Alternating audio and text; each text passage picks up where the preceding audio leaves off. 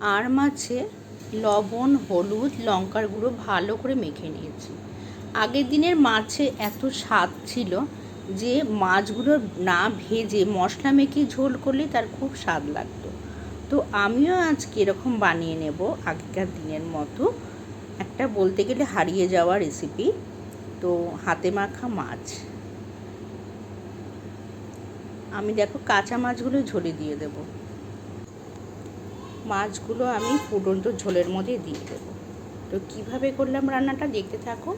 প্রথমে আমি তেলে কিছু ফোড়ন দিয়ে নিই। প্রথমে পেঁয়াজটাকে একটু হালকা করে ভেজে নিয়ে তার মধ্যে লবণ, হলুদ, লঙ্কার গুঁড়ো দিয়ে ভালো করে মশলাটা কষিয়ে অল্প ঝোল দিয়ে দিয়েছি। ঝোলটা যখন একটু ফুটফুট এসেছে ঠিক ওই সময় আমি মেখে রাখা মাছগুলোকে ঝোলে দিয়ে দিয়েছি। এবার গরম ঝোলে দেওয়ার ফলে কি হয়েছে, মাছগুলো শক্ত হয়ে গেছে আর এটা ভালোভাবে সেদ্ধ হয়ে গেছে।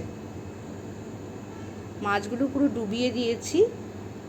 কেমন লাগলো তোমাদের আজকে রেসিপিটা অবশ্যই কমেন্ট করে জানিও। আজ আসি, আবার দেখা হবে। টাটা।